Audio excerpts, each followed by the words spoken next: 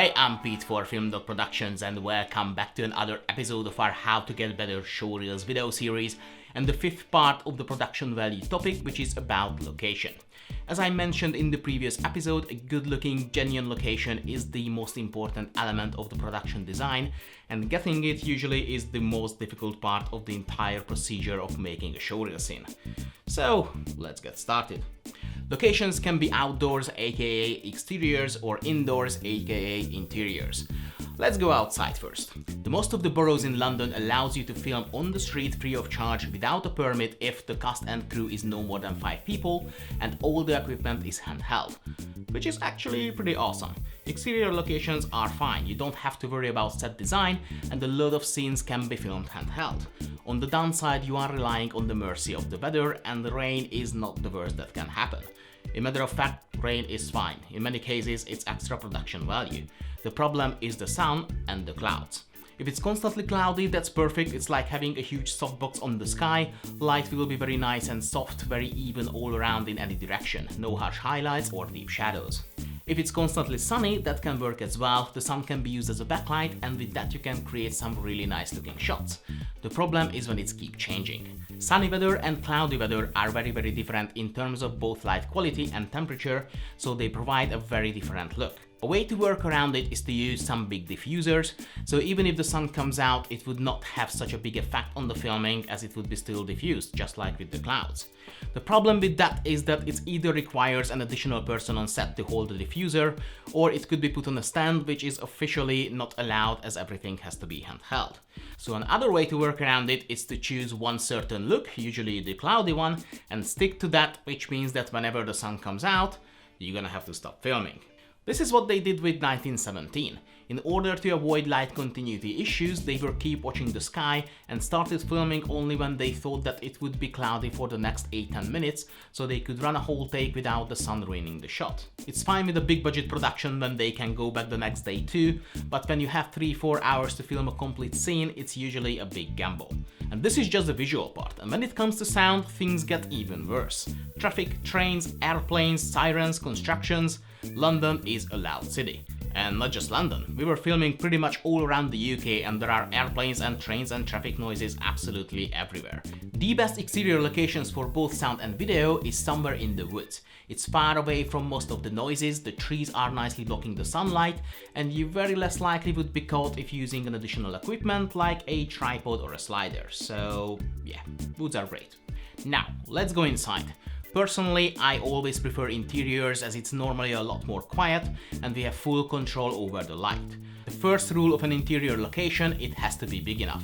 Tiny little spaces are not really suitable for filming. It's not just the actors who has to fit in the space, but the crew and all the camera and lighting equipment as well. Plus, small spaces are more echoey, so it's not really good for sound either. Rule number 2. There is no rule number 2. If the location is big enough for filming, it will be better than an exterior location. What could be an issue is that the location is not a really good looking one, like plain white walls all around, which is not really good for filming. If that's the case, it can be sorted with production design that we discussed in the previous episode, so check that out if you haven't yet. Now the question is how to source interior location. Sometimes having locations sorted can be included in a showreel package price at no extra cost for covering location fee. That sounds amazing, right? Or does it? Well, let's think it through. There are only a very few ways how you can be provided with location for free. Option number 1, it will be an exterior location, which is free anyway, so let's just move on. Option number 2, the production company has a big studio where they can build up any sort of genuine set for every scene they produce. Now that would be awesome. However, it would cost more money than what the most expensive showreel company in the whole wide world charges for a scene, so we can rule this option out. Option number 3, they rent out different locations for every scene and the rental fee is built into their price. Now there are 2 problems with that. Firstly, you will pay the rental fee even if you shouldn't have to. For example, if you do film outdoors. Secondly, when the location fee is already in the price, it's quite likely that the cheapest location would be offered rather than the best one. And the last and most common option, they have free access to a certain location like an office or studio space or someone's house, and they film all day interior scenes there. The problem with that is that they film all day interior scenes there, not just yours but everyone else's, which means that hundreds or thousands of other actors are using the same set and probably even the same props in their showreel. And when casting directors are keep coming across with the same things over and over again, they will recognize it and they will know that it's just another made from scratch showreel scene rather than a real production. And that's it. There is no any other possible way how location can be included in the price, and I personally don't think that any of these options is actually a good one. So, how to get locations properly? There are two options to do so. The first one is when you don't want to deal with this hustle at all, you just want to act, which is absolutely fair enough. You are an actor, not a location scout. In this case, you would get the company to source a suitable location for you and you just pay the extra location fee, which can be anywhere from around 15-20 pounds per hour up until hundreds of pounds per hour. If you want to have an idea how much locations are normally cost, you can check out websites like headbox.com or techvenue.com. There are all sorts of locations there at all sorts of prices. The other option is the more cost-effective one, and in my opinion it's a way lot better, and this is what happened with the really big majority of our former clients when you source the location yourself. Firstly, look around yourself. The most commonly used location for actor showreels is the actor's own house. If you have a big enough living room or kitchen or doorway, we can build a scene around that location. Or if apart from acting you have another job like working in an office or a bar or restaurant, you can ask your boss if they mind if you were filming a scene there for your portfolio out of opening hours. If they don't hate you, they very much likely gonna say yes. And if you are living in a share house and have no other job or access to any other location your own, start asking friends and family. Use social media. Maybe someone who you know has a big enough house or a garage or whatever that is suitable for filming. Or maybe they work in a place that is really flexible about it, or they go to a church or a gym or any other place regularly and it can be sorted out that way. But even if you know absolutely no one, let's say you just moved here, you have no connections whatsoever, you can still have locations for free by just walking in and asking. Of course, the showreel company could do the same, but the problem is with the word company. As soon as someone hears that word, they would not hear anything else. They associate this word with money and they would charge the hell out of us.